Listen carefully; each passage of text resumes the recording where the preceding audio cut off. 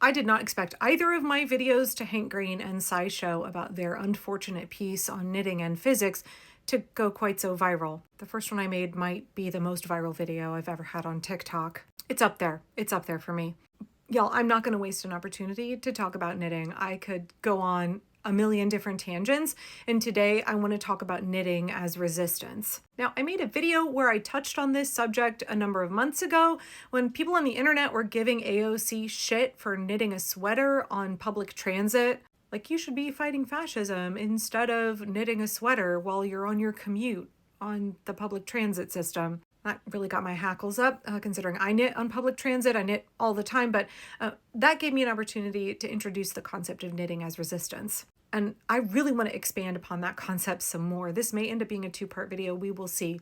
First of all, in any authoritarian regime, arts and crafts, people expressing their own creativity, that is always going to be an act of resistance. But specifically here, I want to talk about a piece. Y'all have no idea how excited I am to have an excuse to talk about this. It's from 2012.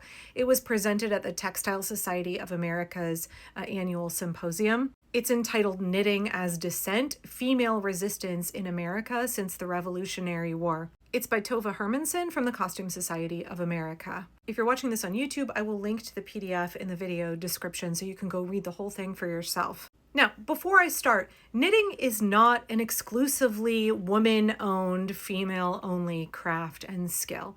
Knitting is done by men all over the world and has been for a really long time, including knitters today. There have been a number of prominent knitwear designers who are men, women, non-binary folks. Whatever your gender is, knitting should be accessible to you.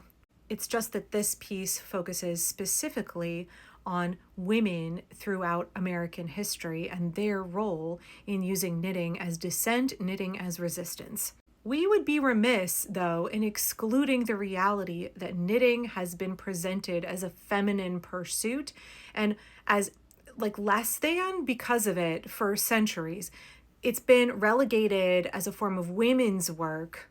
And that was part of my critique of Hank and SciShow's video about knitting and physics, is this knitting was inconsequential until academia got a hold of it. The way that women's skill labor contributions are